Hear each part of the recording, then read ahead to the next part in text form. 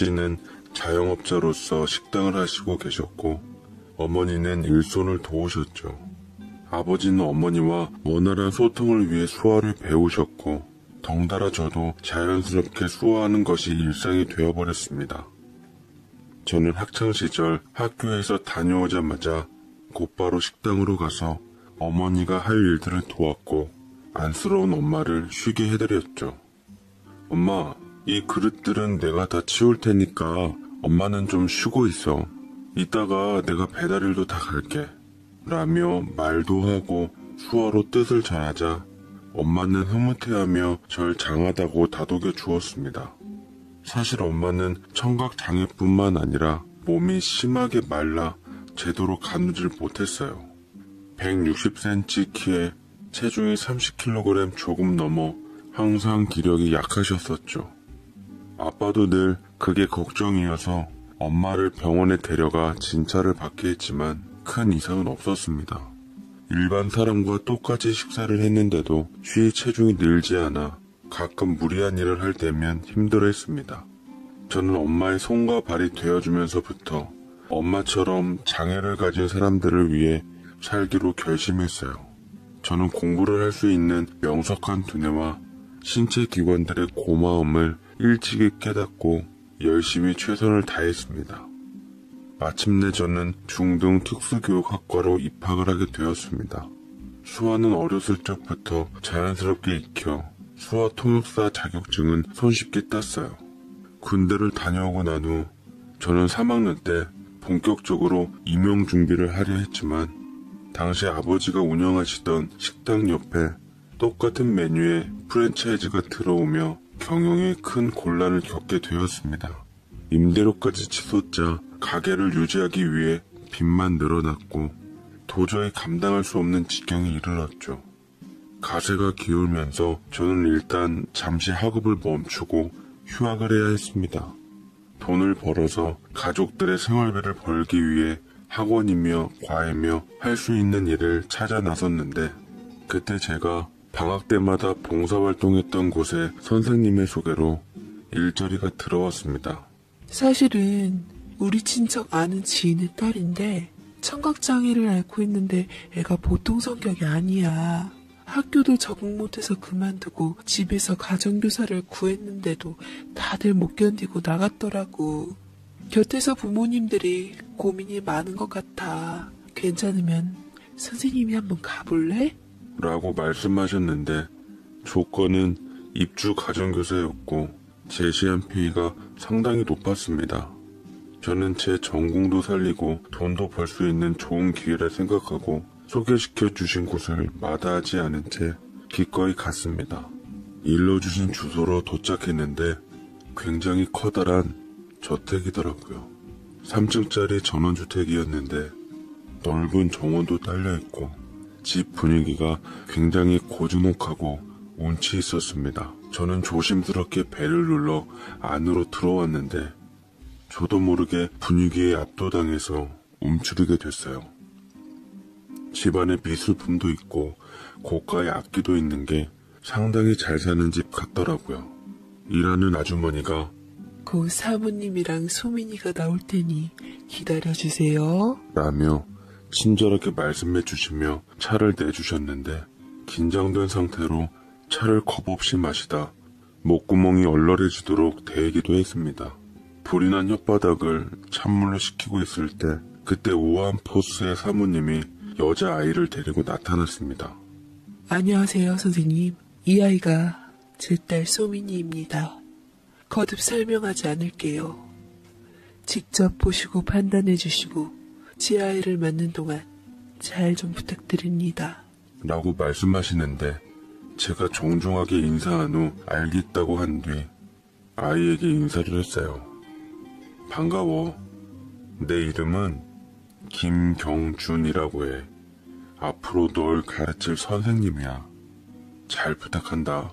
라며 천천히 입모양을 읽을 수 있게 말한 뒤 수화로 다시 전했습니다. 허나 소민이는 잔뜩 경계 어린 눈초리로 절 노려보며 인사 대신 사납게 고함을 지른 후 바깥으로 도망가 버렸습니다. 체구가 굉장히 작아서 고작 걔야 11살, 12살 정도밖에 돼 보이질 않았어요. 아이는 마당에 있는 분수대에 뛰어들어 제멋대로 놀았고 땅을 대굴대굴 굴러가며 이해할 수 없는 행동을 했습니다. 제 주위에서 청각장애우들을 많이 봐왔지만 적어도 사회규범을 알고 습득한 아이들이 대다수였는데 소민이는 좀 특별한 아이였습니다. 적대적반항장애를 동반한 ADHD를 앓고 있는 탓에 아이는 무척 충동적이고 주의력이 결핍되어 있었으며 부모님들 역시도 그것 때문에 우울증을 앓고 있다고 하더라고요. 실제로 소민이 어머님께서는 무기력한 모습으로 될 대로 되란 식으로 제게 아이를 맡긴 후 방에 들어가 나오시질 않았습니다. 저녁 때쯤 돼서야 소민이 아버지를 만났는데 보니까 크게 부동산 사업을 하고 계시더라고요. 딱 봐도 돈이 많아 보이는 자태였고 제게 선불로 페이를 주었습니다. 약속했던 금액보다 조금 더 넣었습니다. 우리 딸 소민이 잘 좀 부탁드립니다. 그동안 우리 딸이 선생님들을 힘들게 했지만 그래도 그 애의 진심을 좀 더 봐주셨으면 해요. 라며 제게 넙죽 인사까지 해주셨어요. 저는 소민이의 상태를 확인한 후 마음을 좀 더 단단히 먹어야 했습니다. 그 아이는 제가 여태껏 봤던 특수 아동들과는 확실하게 달랐어요. 저는 간만에 헬렌 켈러 이야기를 읽은 후 용기를 채워넣고 다음날 아이한테 다가갔습니다. 식사 시간에 아이는 숟가락 젓가락을 사용하지 않고 두 손으로 그냥 먹었는데 관습과는 아주 담쌓아 놨더라고요. 부모님들조차 소민이의 버릇을 이제는 그러려니 하며 지켜봤습니다. 저는 아이를 말리며 소민아, 지금 식사를 아주 잘하고 있어. 그런데 손으로 먹는 것보다 이제 숟가락과 젓가락을 사용하면 더 기분 좋은 식사를 할 수 있을 거야. 선생님처럼 한번 해볼까? 라고 제가 또박또박 상냥하게 웃으며 보여줬지만 당연히 이게 통할 리 만무했죠. 접시에 있는 걸 제 얼굴에다 엎어버리고 숟가락 젓가락을 집어 던진 뒤 사방에 흩트렸습니다. 저는 묵묵히 아이가 엎지른 것에 대해서 치워주었고 소민이에게도 그러면 안 된다고 일러준 뒤 같이 치우게끔 유도했지만 씨알도 안 먹혔어요. 식사 시간에만 이러면 다행이게요. 공부 시간에는 책을 찢으며 던졌고 침대에 방방 뛰어다니며 이리저리 날뛰었고 간식 시간에는 음료수와 먹는 것들을 천정에다 던지며 난리를 쳐댔습니다. 계속 어떻게든 해보려 했지만 소민이는 늘 제자리였고 전혀 교육의 효과를 보이지 못하고 있었습니다. 너무 힘이 들어 당장이라도 다른 선생님들처럼 나가고 싶었지만 제 생활비를 기다리시는 부모님을 봐서라도 그만둘 순 없었죠. 마음이 약해진 저는 그만 눈물이 났고 바보같이 훌쩍거리고 있는데 그때 소민이가 제 곁에 다가와서 제 눈물을 닦아주는 것이 아니겠습니까? 뭔가 교육의 진전을 보였나 싶어 저는 아이에게 고맙다고 수화로 전해주었고 소민이는 아주 잠시 동요하는 듯 하다가 절 밀어버린 뒤 바깥으로 나가버렸습니다. 희망이 보인 저는 좀 더 적극적으로 아이에게 다가갔고 정원에서 소민이와 같이 놀이 수업을 하기 위해 평균 때나 에어바운스 위에서 뛰고 회전하는 기구 위에 앉아 낚시놀이를 하는 등 교과서에서 추천하는 놀이 중심으로 해나갔지만 네, 앞서 말했듯 이론이랑 실제는 달랐습니다. 별 흥미가 없었던지 자기 멋대로 놀았고 저는 그 아이의 모습을 가만히 지켜보며 그냥 그 자체로 인정해주기로 했습니다. 뭘 가르쳐서 습득시키기보다 그냥 그 아이가 원할 때까지 받아들일 때까지 기다려주기로 했습니다. 처음에 동요하던 제가 눈 하나 깜빡 안 하니 아이의 행동은 보다 과격해지고 과장되어졌지만 그래도 제가 끄떡을 안 하니 재미가 없었던지 이내 포기하더라고요. 저는 아이가 받아들이든 아니든 똑같은 교육을 여러 번 재현했고 어느 순간 그게 머리에 익혔는지 아이가 숟가락과 포크를 시도하기 시작하더라고요. 처음에는 아주 잠깐이었지만 제가 웃으며 기쁜 반응을 보이자 아이는 어느새 제 말을 들어주기 시작했습니다. 전 그때 진짜로 제가 설리반 선생님이 된 것처럼 착각했고 참된 교육자로서 제 교육 방법이 먹힌다고 생각했네요. 소민아, 나는 헬렌 켈러도 굉장히 위대하지만 그렇게 만든 설리번 선생님을 더 존경해. 난 설리번 선생님이 되는 게 꿈이었는데 널 만나고 내 꿈을 이룬 것 같아. 고마워. 수화 없이 말한 거라 아이가 들었을지 안 들었을지 모르지만 제가 느끼는 감정을 아이에게 전달해 주고 싶었어요. 아이는 난장판으로 만들며 제멋대로 해도 제가 나타나면 순한 양처럼 변했고 제가 가르쳐준 대로 고분고분하게 따랐습니다. 소민이 부모님들조차 소민이 이런 모습은 처음이라며 신기해했죠.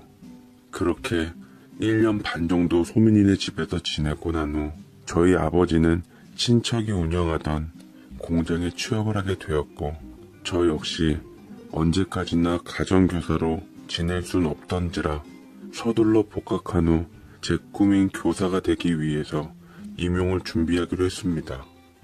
특수학교에 입학한다는 소리에 안심한 후 그 아이에게 이별의 인사를 하게 됐습니다.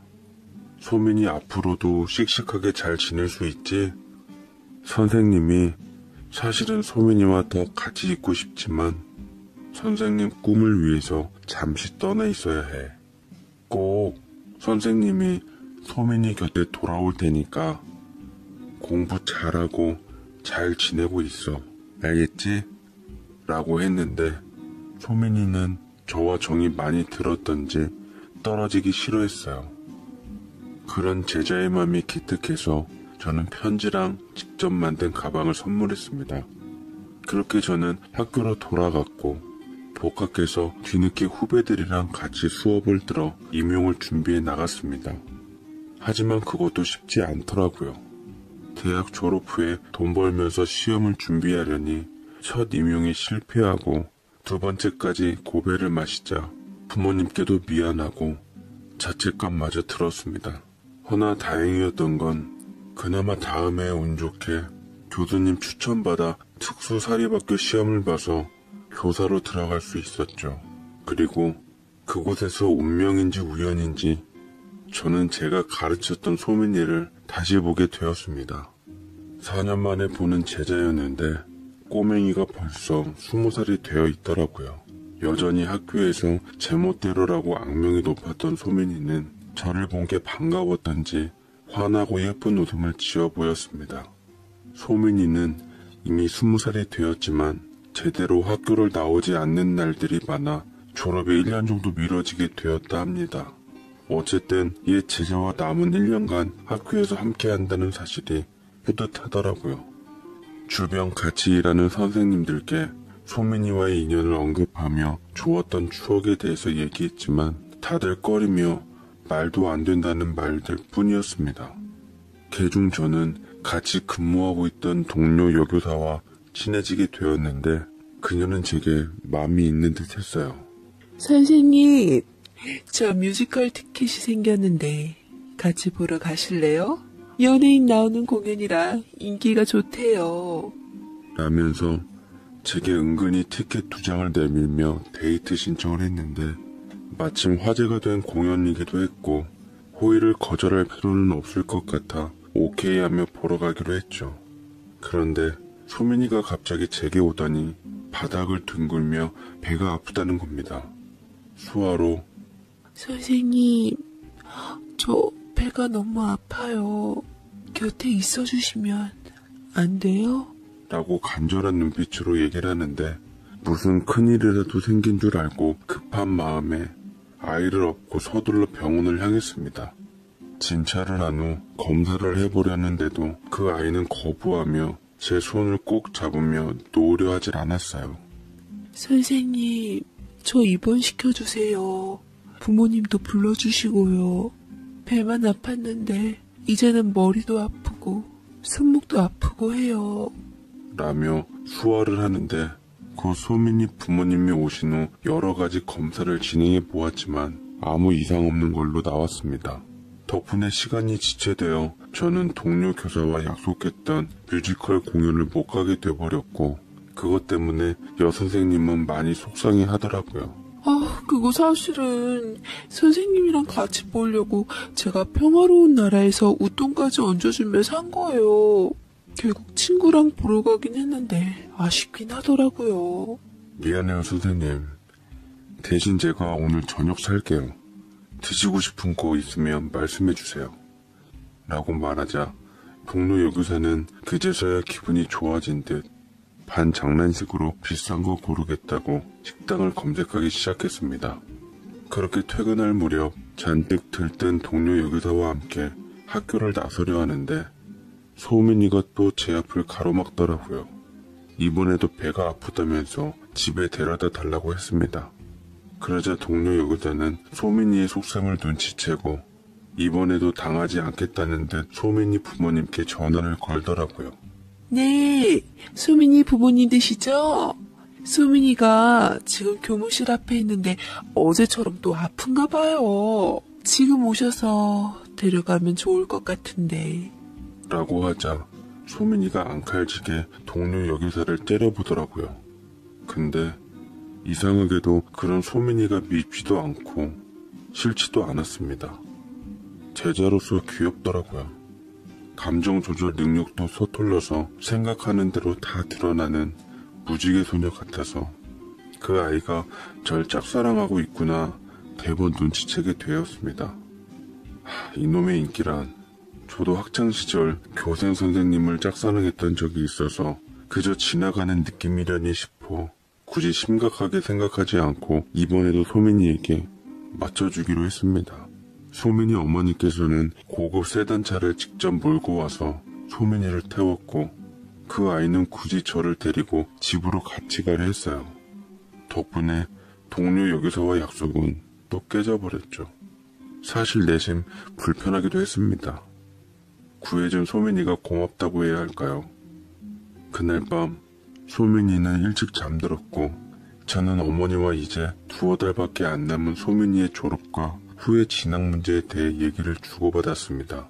어머니께서는 소민이가 청각장애가 있지만 천천히 말하는 입모양으로 어느 정도 대화가 된다며 대학 진학을 바랬습니다. 언젠가 저처럼 특수교사가 되어서 자신과 같은 어려움에 처해 있는 아이들을 지도하고 싶다고 했다더군요. 자기는 헬렌 켈러보다는 설리반 선생님이 더 위대하게 느껴진다고요. 제가 소민이한테 언젠가 해줬던 말이었습니다. 아버님이 퇴근이 이르셔서 옛 인연에 술까지 주고받으며 사는 얘기에 시간 가는 줄 몰랐네요. 술이 약했던 저는 취기가 오른 상태로 어머님께서 내어주신 방에서 잠이 들었고 새벽에 문득 갈증이 일어 눈을 번뜩 뜨고 보니 소민이가 제 곁에 있었습니다. 밤늦게 제 방에 온 소민이의 형상이 흡사 귀신으로 보여 잠이 확 달아났던 저는 그 아이가 다가와 제 손에다 글씨를 쓰는 바람에 또 한 번 놀라서밖에 없었습니다. 선생님, 제가 선생님을 많이 좋아해요. 라며 손을 자기 얼굴에다 가져다 대었고 다리 위에 살포시 기대더니 손가락으로 다른 글자를 적었습니다. 선생님, 저 졸업한 후 우리 결혼하면 안 돼요? 저 선생님께 진심이에요. 라며 제게 고백하는데 참 당황스럽더라고요. 그 아이에게 저는 선생님일 뿐이라고 생각했는데 결혼까지 운운하니 어떻게 해야 할지 모르겠더라고요. 저는 일단 오해를 피하기 위해 아이를 달랜 후 도망치듯 그 집을 빠져나올 수밖에 없었습니다. 다음날 소민이는 학교에 나오질 않았어요. 졸업을 앞두고 있는 시점에서 그 아이의 모습을 볼 수가 없었습니다. 행여나 마음을 다쳤나 싶어 염려가 되기도 했지만 괜히 교사로서 학생과 얽히는 오명을 쓰고 싶지도 않았습니다. 소민이는 1년 동안 출석 일수가 잘 채워졌는지 학교를 안 나와도 졸업까지는 큰 이상 없이 흘러갔습니다. 하루빨리 소민이가 졸업한 후 그냥 평범하게 교사로서 일하며 살고 싶었어요. 하지만 불현듯 소민이가 떠오를 때가 많았고 때론 우습게도 그 아이가 보고 싶은 적도 있었습니다. 참 알 수도 없었고 뭐라 설명할 수도 없는 묘한 것이었어요. 소민이는 끝내 졸업식에 오질 않은 채 나중에 어머니께서 직접 와서 소민이 졸업장을 챙겨가셨는데 저와 잠깐 차 한 잔을 요청하셨습니다. 소민이 어머니께선 딸에 대해 입을 여시더군요. 소민이가 아무래도 단단히 상사병에 걸린 것 같아요. 아무도 그 일 감당 못했는데 선생님은 가능했던 게 그 애가 선생님을 진심으로 좋아했기 때문이었겠죠. 끙끙 앓는데 부모로서 보기가 참 힘들어서 드리는 말씀이에요. 혹시 소민이를 마지막으로 한 번만 더 만나주실 순 없나요? 제대로 만나서 도망치지 마시고 선생님 마음을 아니라고 확실하게 말씀 주시면 아이가 감정 정리하는 데 도움이 될 것 같아요. 어차피 졸업하니 더 이상 볼 일도 없잖아요. 라는데 저는 섣부르게 대답을 못하다가 알겠다고 끄덕였습니다. 사실 망설였던 건 어머니께서 아니라고 확실하게 말씀해 달라고 했는데 제가 소민이에게 그 말을 제대로 할 자신이 없었거든요. 막무가내인 야생마 같던 그 아이가 어느새 제 맘에 들어와 버렸던 것 같아요. 현실적으로 복잡한 생각은 저 멀리 치우고 당장 그 아이가 저 때문에 마음 아파하는 모습을 볼 수 없었던 저는 소민이한테 가서 나지막히 선생님으로서 얘기를 전했습니다. 소민아, 우리 소민이는 나중에 선생님보다 더 좋고 멋진 사람 만날 거야. 선생님으로서 너의 미래를 응원하고 축복해주고 싶어. 그러자 눈물 가득 담고 몸을 일으킨 소민이는 수화로 진심을 전했습니다. 제 미래는 선생님이에요. 처음 봤을 때부터 선생님과 늘 함께하고 싶었어요. 제발 절 버리지 마세요. 제가 몸이 불편한 아이라서 그런 거라면 제가 가진 다른 것도 봐주세요. 저는 부자고요. 부모님도 훌륭하시고요. 제일 중요한 건 선생님을 사랑한다는 거예요. 그래도 전 안 되나요? 소민이는 절절한 얼굴로 눈물을 떨어뜨리고 저를 똑바로 직시했어요. 그 눈빛을 피했던 건 오히려 저였습니다. 제자의 고백을 들었을 뿐인데 왜 이렇게 가슴이 내 심장이 폭발할 것 같던지요. 저는 이런 제 마음을 인정할 수 없어서 자리를 피하려고 했지만 그 아이는 절 붙잡았습니다. 하며 제가 야속하다는 듯 큰 소리로 엉엉 울어버렸어요. 당황한 저는 소민이를 달랬고 이 자리를 빠져나가기 위해 교육자로서 양심을 걸고 아이를 설득했습니다. 소민아, 그러면 약속 하나만 하자. 나는 공부 잘하는 똑똑한 여자가 좋아. 우리 소민이 부모님이 원하시는 대로 대학도 가고 공부도 열심히 해서 대학 졸업한 후에 선생님 앞에 살 수 있어? 그때 동안 맘 바뀌지 않고 노력해주면 나도 소민이 맘을 긍정적으로 생각해 볼게. 소민이는 절 응시하며 생각하다 수화로 맞받아 쳤습니다. 그럼 선생님도 내가 대학 가서 졸업할 때까지 다른 여자 만나지 말고 기다려주세요. 그때는 제 마음에 대해 긍정적이 아니라 무조건 결혼하는 거예요. 아셨죠?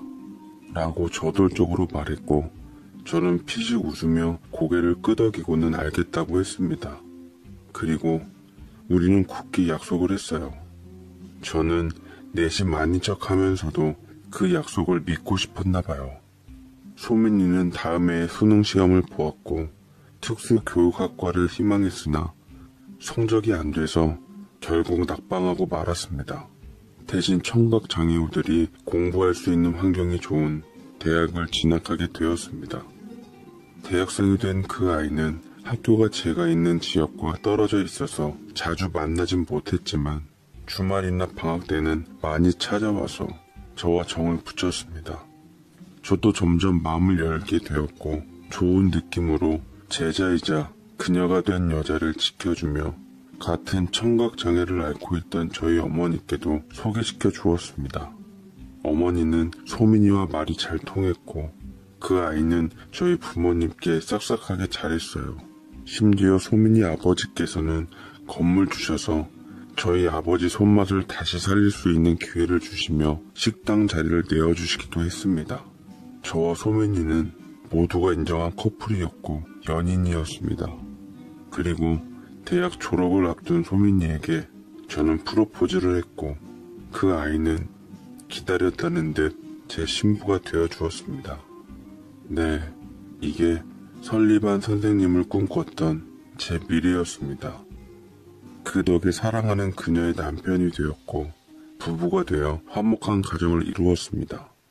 사이에 딸 아이 한 명도 태어났는데 어찌나 사랑스러운지 하면 그래도 돈 많은 놈이 최고지. 너 결혼해서 애 낳고 행복하게 잘 살면 그것만큼 우리한테 효도하는 게 어디 있겠니? 아버지는 너 부잣집 사모님처럼 떵떵거리면서 잘 살았으면 좋겠다. 라고 제게 십가라 하셨고 부모님 말씀이 곧 하늘이었던 저는 말씀대로 별 사람 더 있겠나 싶어 그 남자와 결혼하기로 마음먹었습니다. 허나 결혼식을 올린 후 뚜껑을 막상 열어보니 남편이 저와 부모님께 내세울 만큼 큰 부자는 아니었어요. 시아버지와 남편은 작게 사업을 하고 있을 뿐이었고 그걸 부풀려서 부모님께 성공한 사업가라며 말씀드렸던 거죠. 나중에 남편에게 속은 걸 안 부모님께서 뒤늦게 억울해봤자 어쩔 도리는 없었어요. 도리어 사업이 어려울 때는 친정돈 가져다가 보탰는데도 시댁에게 공을 인정받기 어렵더군요. 나중에는 친정도 어려워져 못다 하게 되니 남편의 구박은 날로 심해졌습니다. 시부모님과 같이 살며 결혼 생활을 했는데 노래에 노래를 불렀던 첫 아들을 낳으면서부터 남편은 밖에서 바람을 피기 시작했습니다.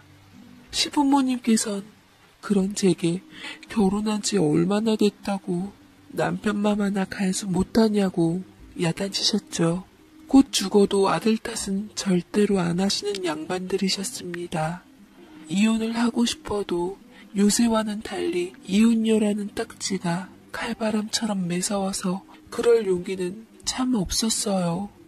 그렇지만 마음에서는 항상 이혼 생각을 떨치지 않은 적이 없었습니다. 그래도 둘째 딸, 셋째 아들까지 본 후에는 자식들 앞길을 생각해서 또 이혼할 수가 없었죠. 저는 현실이 점차 버거워지기 시작했습니다. 집은 창살 없는 감옥 같았고 백골이 진토될 때까지 이렇게 살아야 하나 서글펐습니다. 그나마 새끼들 자라나는 거 보면서 커가는 재미로 살았는데 첫째 둘째는 커갈수록 하나같이 지 아빠밖에 몰랐고 아빠는 무조건 하늘, 엄마는 땅인 줄 알고 살았습니다. 그나마 셋째 아들이 절 이해해주고 위하려 했죠. 그리고 저는 막내 아들 결혼식만 끝나기만을 기다렸습니다. 이혼 서류를 작성하며 참았던 30년간의 불행한 결혼 생활에 한을 토해내고자 했어요. 그럴 때마다 남편이 늘 제게 그랬듯 어김없이 말로 사람을 아프게 하더군요.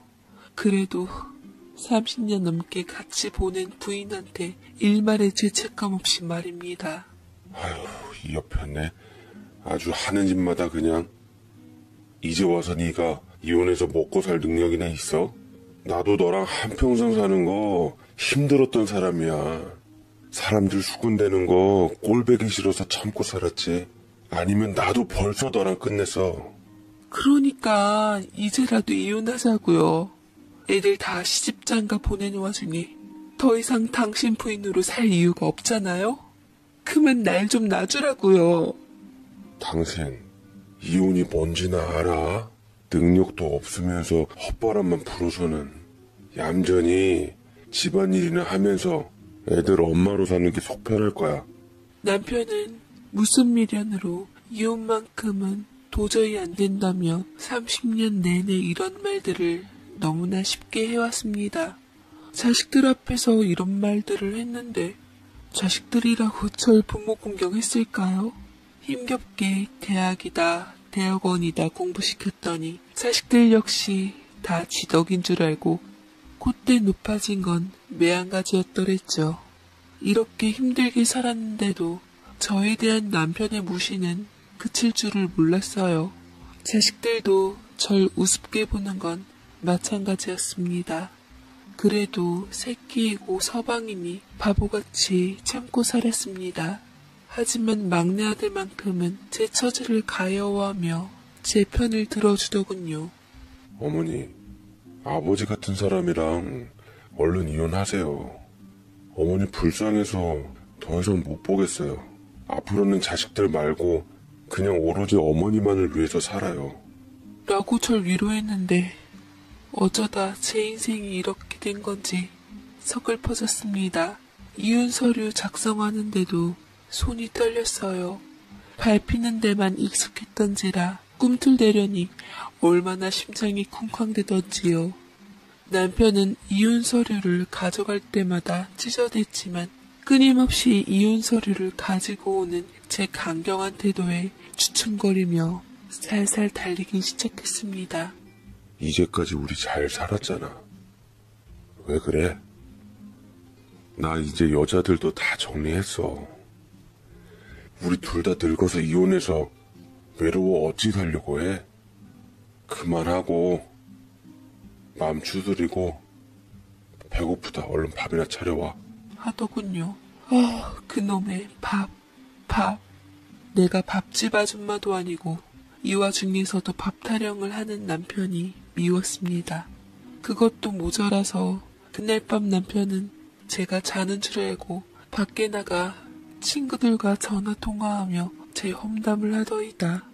여태 데리고 살기 쉬웠는데 요새 왜 이렇게 들고 일어나는지 모르겠어. 외동딸이라 처갓집 재산 이제 곧 다 이쪽으로 올 텐데 그때까지 참아야지. 내가 그동안 답답히 데리고 산 공도 있는데 당연히 내 목도 있어야 하지 않겠어? 친정 부모님 재산을 노리고 있을 줄은 꿈에도 생각 못했습니다. 저희 부모님께서 현금이나 돈을 많이 가진 사람은 아니었지만 가진 땅이랑 집만으로도 당시 시세가 꽤 나가긴 했거든요. 왜 저랑 결혼했는지, 왜 저하고 이혼을 미뤄왔는지 알 것 같았습니다. 속상해서 밤새 눈가에 눈물 마를 새가 없었네요. 저는 독립하기 위해 30년 동안 못 먹고 못 쓰며 남편 몰래 한 푼, 두 푼 모아놓은 쌈짓돈으로 반찬 가게 터를 알아보려 했어요. 어쨌든 이혼하면 먹고는 살아야 했으니 가장 자신 있는 반찬 가게를 창업하고자 했고 계약을 하며 생애 사회에 첫 발을 내딛었습니다. 기뻤지만 불안한 마음도 컸어요. 제가 하도 스트레스를 받았는지 소화가 잘 안 되더라고요. 모든 게 절 멍들게 했지만 이대로 그 남자의 아내로 살기에는 더더욱 싫었습니다. 병원을 다녀오고 저는 한동안 소화를 못 시켜 중만으로 버텼습니다.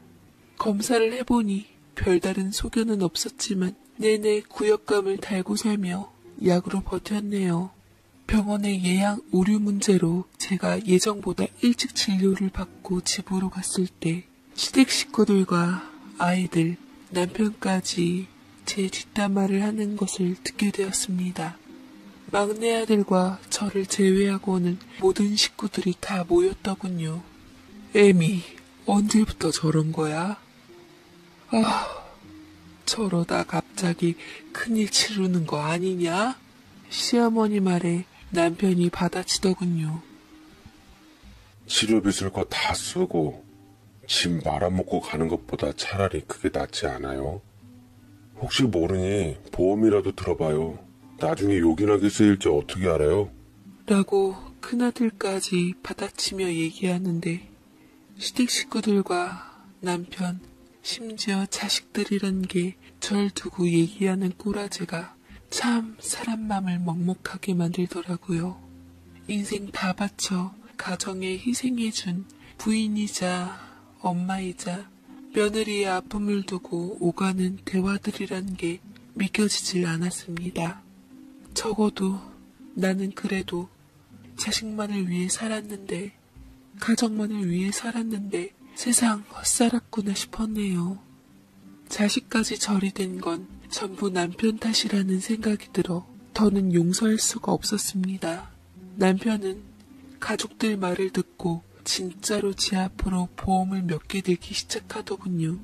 수익자는 다 자기로 해놓고요. 피가 거꾸로 솟는 줄 알았습니다. 병원에서는 스트레스성 위염이라는 병명을 내놓았고 가족들의 실망 어린 얼굴은 절 벼랑 끝으로 내몰았습니다. 저는 믿을 만한 막내 아들한테만 속내를 털어놓고 서러움에 복받쳐 한참을 울었죠. 막내 아들은 이참에 예비 며느리까지 불러 저를 토닥여주며 위로하더군요. 어머니 그냥 이혼하세요. 밑바닥까지 다 봤는데 아버지랑 더는 같이 살 이유 없어요. 형 누나들도 다 품 안의 자식들이지 결국 엄마 인생이 제일 소중한 거예요. 제가 도울게요, 어머니. 맞아요, 어머님. 제가 어떻게 해서든 도울 테니까 반드시 아버님과 이혼하신 후 그곳에서 나오세요. 지금 경우에는 이혼만이 답이 맞는 것 같아요. 제가 이런 말하기는 좀 그렇지만 다들 어머니께 너무하셨네요. 그동안 어떻게 사셨어요? 막내 아들과 결혼할 예비 며느리는 든든하게도 유명한 로펌에서 근무하는 변호사였습니다. 처음에는 예비 며느리가 아들보다 학벌도 직업도 나아 혹여나 아침밥 못 얻어먹을까 싶어서 걱정을 했지만 성품이나 애정을 보며 믿고 결혼을 허락했습니다. 저는 똑똑한 며느리가 시키는 대로 남편과 이혼하기 위해 소송에 유리한 증거들을 모으기 시작했어요. 그간 일삼았던 저를 무시했던 행동과 가슴을 후빈 말들, 예전부터 밝혀진 여자 문제까지 이혼할 사유는 넘치더라고요. 남편이 아는 사람 소개로 등산 동호회를 들었는데 그곳에서 만난 여자인 것 같았습니다. 여자 문제로 다신 제 속을 썩이지 않겠다고 약속한 게 엊그제 같은데 제 버릇 개 못 주는 결과였죠. 저와 친했던 남편의 친구 부인이 있었는데 친절하게도 제게 연락하며 귀뜸해 주더라고요. 저는 예비 며느리의 도움으로 사람을 고용해서 증거될 만한 건 다 손에 넣게 되었습니다. 정남이가 떨어질 대로 떨어졌는지 남편이 상간녀랑 불륜 관계를 맺든 말든 전혀 마음의 동요가 없더군요. 저는 하나둘씩 반격의 증거를 모으고 어서 빨리 그날이 오기만을 간절히 바랬습니다. 막내 아들 결혼식이 끝나고 변호사의 며느리 갑작스럽게 잡힌 재판 때문에 신혼여행이 미뤄져 하루는 가족들끼리 모여 식사 자리를 마련하게 되었어요. 시댁 식구들과 자식들은 집안 좋은 변호사 며느리에게 붙어서 어떻게든 덕보려 했지만 며느리는 아랑곳하지 않았네요. 그러자 분위기를 타며 남편이 술에 취해 며느리를 향해 빈정대며 말하더군요. 요새는 아주 그냥 여자들 세상이라니까. 하도 여자들이 잘 나가니까 능력 없는 여자들도 별 착각하며 남편에게 기어오르는 게 사회가 잘못돼도 한참 잘못됐다 싶다. 이럴 줄 알았으면 제대로 된 마누라 덕이라도 보게 똑똑하고 야무진 새 마누라 얻어서 살 걸 그랬어. 아휴, 내 팔자야. 라는데 모두가 한동속이 되어 웃더라고요. 그러자 며느리도 기막힌 듯 그들을 한참 보다가 촌철살인 같은 야무진 한마디를 던졌습니다. 아버님 참 재밌으시다. 똑똑하고 야무진 여자가 아무나 만나나요? 그런 멋진 여자에게 어울리는 능력 있고 성품 좋은 남자 만나서 결혼하겠죠. 세상은요, 결코 호락호락하진 않아요. 어머님보다는 아버님이야말로 큰 착각을 하고 계신 것 같네요. 라고 고소미를 먹이니 남편과 시댁 식구들 얼굴이 시뻘개지며 입을 다물고야 말았습니다. 참 고소하고 통쾌하더군요. 저는 이제 아무것도 두려운 게 없었습니다. 가만히 일어나서 앞에 있는 음료수 병들을 들어 남편과 벙쪄있는 그 집 식구들한테 마구 끼얹었어요. 변호사 며느리가 눈치껏 음료수 뚜껑을 더 열고 제 옆에 놓아주어 몇 병 더 뿌려주었네요. 저마다 악을 쓰며 순식간에 아수라장이 되고 말았습니다. 쏟아 부으니까 그나마 좀 낫네. 입에 걸레 문 것도 유분수지. 어딜 절 가족들 앞에서 이렇게 대해요? 나는 비록 못났지만 적어도 분수는 날고 자식 앞에서 부끄러운 짓은 하지 않았어요. 알아요, 이 쓰레기님아? 쓰레기집만 골란 쓰레기가 어딜 새마누라 타령을 해? 지나가던 똥개가 없겠다. 뭐야? 쓰레기? 지금 말 다 했어? 이 여자가 아주 겁을 상실했구만. 나 당신 남편이야. 당신과는 레벨우가 다른 하늘이라고. 하늘. 그래, 하늘이니까 아예 영영 하늘로 가버려. 사람 사는 세상 오염시키지 말고 아주 추한 줄 모르고 뻗대다 큰 코 다쳐 이 양반아. 저는 기세를 몰아 선수쳐 상을 아예 엎어버렸고 워정청청하는 소리에 식구들 다 놀라고 기막혔는지 뒤로 넘어가더라고요. 자식들은 지 아빠 편을 들면서 소리소리를 질렀고 그 와중에도 그 현실이 너무 아파 저는 눈물 콧물 다 쏟으며 흐느꼈네요. 내가 니네들한테 어떻게 살았는데 자식이라면서 어쩜 이렇게 나한테 못되니 다들 생에 뼈 빠지게 낳아서 먹여주고 길러줬더니 하물며 짐승들도 치엄이 은혜는 알겠다 이것들아. 제가 지난 세월의 안타까움으로 바닥을 치며 통곡을 해도 남편과 자식들은 눈 하나 깜짝 안 하더라고요. 그 와중에 큰아들이 한마디 하네요. 장남이라고 그토록 위해왔건만 녀석은 어미인 제게 뼈를 때리는 말을 남기더군요. 어머니는 아직도 상황을 너무 몰라요. 아빠가 한평생 엄마를 무시할 때 아무 말 안 타가 이제와 왜 억울한 건데요. 서운한 게 있고 싫은 감정이 들면 바로바로 감정 표현을 했어야지. 뒤늦게 이러시니까 참 어이가 없습니다, 정말. 그냥 애들과 가족들 앞에서 남편과 분란 일으키기 싫고 갈등 만들기 싫어 참았던 건데 그게 애들한테는 그렇게 받아들여졌는지 몰랐습니다. 저만 참으며 알아서 모든 게 잘 될 줄 알았던 게 인생의 큰 실수였어요. 맞으면 발악이라도 하고 욕하면 반박이라도 했어야 했습니다. 제가 제 인생을 불쌍하게 만들어 놓고 큰아들 말 맞다나 이제와 벗어나려 했다는 건 어쩌면 욕심이었을까요? 늙어서야 떨치려 했던 제 가슴 속 쌓였던 한은 아마도 평생을 제게 짐지우려 하나 봅니다. 끝내는 한이 목구멍까지 솟구쳐서 그 야속한 식구들에게 목에 핏대가 세워질 만큼 억가심정의 악을 써댔어요. 끝까지 내 탓하는 니들이 과연 내 자식들이냐? 너희들 나 아니었음 지금 이 자리에 있을 사람 아무도 없어. 내가 만약 억울하다 힘들다 했으면 네 아버지가 니들이 과연 내 말에 귀 기울이고 사정을 이해해줬을까? 아니 천만에 내 장담하건대 쓰레기 같은 니들 인성에 그런 건 못해. 이 애미 마 말아줄 생각도 못했을 거면서 왜 끝까지 니들 낳아주고 입혀주고 먹여준 내 탓을 하는데 너희들 이제 내 새끼들 아니야. 끝까지 니들에게 엄마로 남고 싶었다. 그치만 그것도 니들 하는 꼴 보니 질려서 못하겠구나. 엄마 노릇, 아내 노릇, 며느리 노릇 영구적으로 끝낼 테니 다시는 내 얼굴 볼 생각 말아라. 라고 속에 품었던 말들을 질러댔고 다른 형제들과 아버지가 무슨 말을 하든 막내 아들만큼은 신경 안 쓴 채 절 부축하며 집을 유유히 빠져나왔습니다.